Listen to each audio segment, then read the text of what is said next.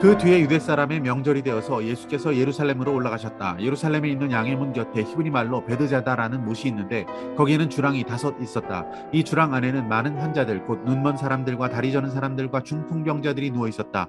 그들은 물이 움직이기를 기다리고 있었다. 주님의 천사가 때때로 못에 내려와 물을 휘저어 놓는데 물이 움직인 뒤에 맨 먼저 들어가는 사람은 무슨 병에 걸렸든지 나았기 때문이다. 거기에는 38회가 된 병자 한 사람이 있었다. 예수께서 누워 있는 그 사람을 보시고 또 이미 오랜 세월을 그렇게 보내고 있는 것을 아시고는 물으셨다.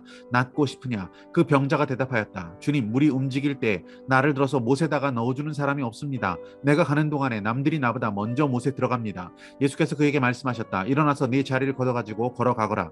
그 사람은 곧 나아서 자리를 걷어가지고 걸어갔다. 그날은 안식일이었다. 그래서 유대 사람들은 병이 나은 사람에게 말하였다. 오늘은 안식일이니 자리를 들고 가는 것은 옳지 않소. 그 사람이 대답하였다. 나를 낫게 해주신 분이 나더러 네 자리를 걷어가지고 걸어가거라 하셨소. 유대 사람들이 물었다. 그대에게 자리를 걷어가지고 걸어가라고 말한 사람이 누구요?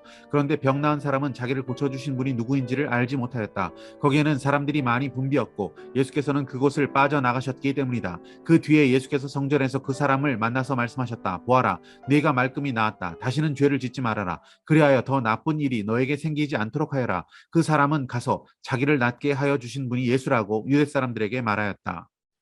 할렐루야, 아름다운 새날입니다. 베드자다 또는 베데스다라고 불리우는 연못이 있었습니다. 자비의 집, 긍휼의 집이라는 뜻입니다. 그 연못 주변에는 병든 사람들이 많이 있었습니다. 그들이 그렇게 몰려든 이유는 바로 오늘 본문에 괄호 안에 써 있는 그 내용 때문에 그렇습니다. 성경을 읽다 보면 가끔 괄호 안에 뭔가 적혀 있는 것을 발견하게 되죠. 수많은 성경의 사본들이 존재하고 있습니다. 어떤 사본에는 적혀 있지만 어떤 사본에는 적혀 있지 않는 그런 내용들이 들어 있습니다. 그것을 괄호로 표시하고 있습니다. 오늘 본문에 보니까 어떤 내용이 괄호 안에 있습니까? 그 환자들이 물이 움직이기를 기다리고 있습니다. 천사가 내려와서 가끔 물을 휘저어 놓습니다. 그 물이 움직인 뒤에 맨 먼저 들어가는 사람이 무슨 병에 걸렸든 간에 그 사람은 다 나았다. 이렇게 적어 놓고 있습니다. 베데스다에 전해 내려오고 있는 전설과도 같은 이야기입니다.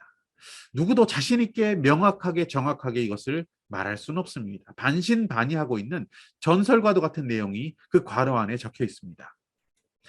이 전설을 우리가 읽어보면 좀 의문스러운 부분이 있습니다. 연못에 먼저 뛰어들은 사람만 병에서 낫게 된다.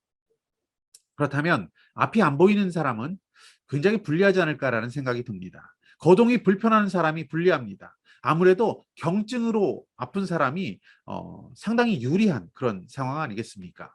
자비의 집이고 긍휼의 집이라는 이 베데스다가 왜 이렇게 불공정하게 느껴집니까? 왜 이렇게 불평등하게 느껴집니까? 그야말로 1등만 기억하는 1등만 혜택을 볼 수 있는 그런 장소가 베데스다입니다.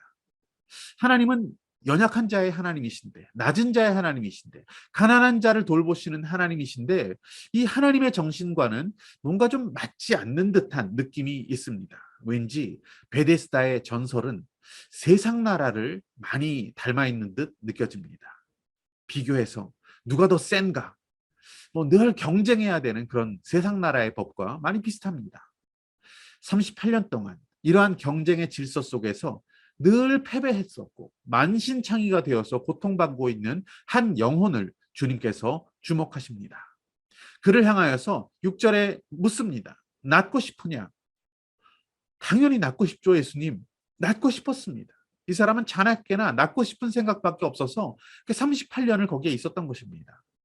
7절 말씀 보시면 병자가 이렇게 이야기합니다. 주님, 물이 움직일 때 누가 좀 나를 들어서 이 연못에 넣어주었으면 좋겠는데 아무도 넣어주는 사람이 없었습니다. 내가 가는 동안에 남들이 나보다 더 먼저 못에 들어갔습니다. 이렇게 답을 하고 있습니다.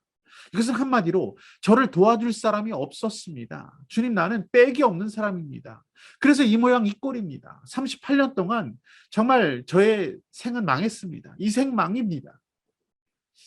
이렇게 대답을 하고 있습니다. 정말 1등이 되는 것이 답이고 주님의 뜻이라면 예수님께서 그 시간에 천사를 동원해서 물을 막 휘저어 놓으시고 그 병자를 번쩍 들어서 퉁덩 빠뜨려 주시면 됩니다. 1등 한번 맛보게 해주시면 정말 모든 것이 해결되지 않았겠습니까? 하지만 예수님은 오히려 그 반대로 그 병자를 그 연못의 질서에서 탈출시켜 주시기를 원하셨습니다. 8절에서 이렇게 말씀하십니다. 일어나서 네 자리를 걷어가지고 걸어가거라.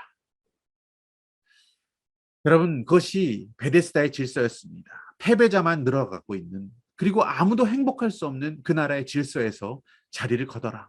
일어나라.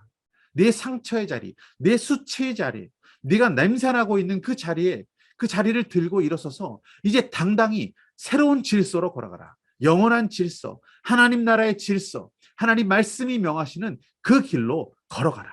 이렇게 말씀하십니다. 세상 나라에 짓눌린 우리의 영혼이 하나님께서 다스리시는 새로운 나라의 질서로, 그러한 새로운 나라의 축복으로 걸어가시기를, 나아가시기를 주님께서 원하십니다. 여러분, 오늘 붙드신 하나님의 말씀과 믿음의 결단은 무엇입니까?